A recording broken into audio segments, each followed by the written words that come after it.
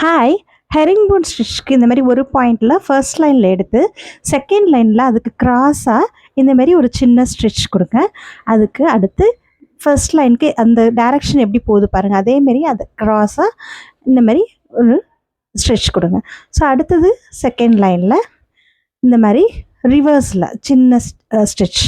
அது மாரி மேல கிராஸ்ல சின்ன ஸ்டிச். இந்த மாரி கன்டினியூஸா ஈக்குவல் டிஸ்டன்ஸ்ல இந்த மாதிரி பண்ணிட்டு வரணும். நூல் வந்து ஊசிக்கு மேலே வரக்கூடாது, ஊசிக்கு கீழே தான் இருக்கணும்.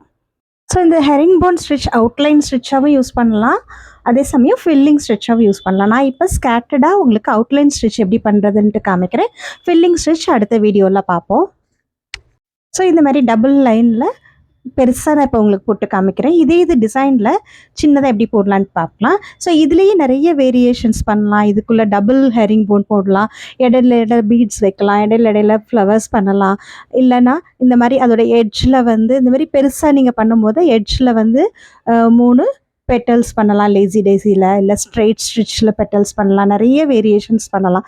ஸோ அதுக்கு பேஸ் வந்து இந்த ஹெரிங் போன் ஸ்டிச்சை நீங்கள் நல்லா ப்ராக்டிஸ் பண்ணிக்கோங்க. இது நான் கம்மி டிஸ்டன்ஸில் நான் இப்போ பண்ணி காமிக்கிறேன் பாருங்கள். ஸோ இந்த ப்ளவுஸ்லலாம் பண்ணும்போது லைன்லாம் போடாமே நீங்கள் ப்ராக்டிஸ் இருந்ததுன்னா இந்த மாதிரி பண்ணலாம். ஸோ அதுக்கு ஃபஸ்ட்டு நீங்கள் டபுள் லைன் போட்டு நல்லா ப்ராக்டிஸ் பண்ணிக்கோங்க.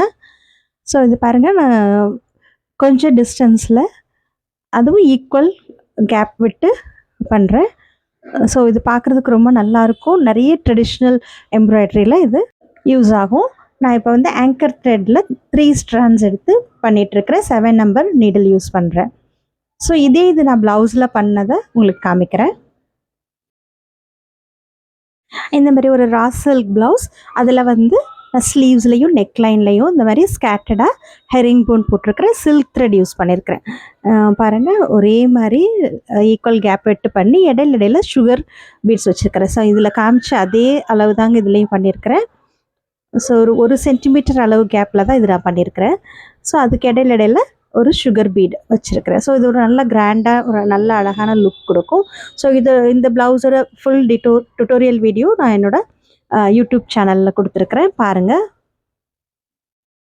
ஸோ நெக்லைனில் சிம்பிளாக ஈஸியாக இந்த மாதிரி ஃபாஸ்ட்டாக பண்ணிடலாம். உங்களுக்கும் இந்த மாதிரி எம்ப்ராய்டரி ஸ்டிச்சஸ் கற்றுக்கிட்டு ப்ளவுஸ்லாம் அதை வந்து அப்ளை பண்ணி பார்க்கணும் அப்படிங்கிற ஆர்வம் இருந்ததுன்னா என்னை காண்டாக்ட் பண்ணுங்கள். நான் September 1 online embroidery work shop அடுத்த பேட்ச் ஆரம்பிக்க போகிறேன். இன்ட்ரெஸ்ட் இருக்கிறவங்க ஜாயின் பண்ணிக்கோங்க. என்னோடய காண்டாக்ட் நம்பர் கொடுக்குறேன். தேங்க்யூ.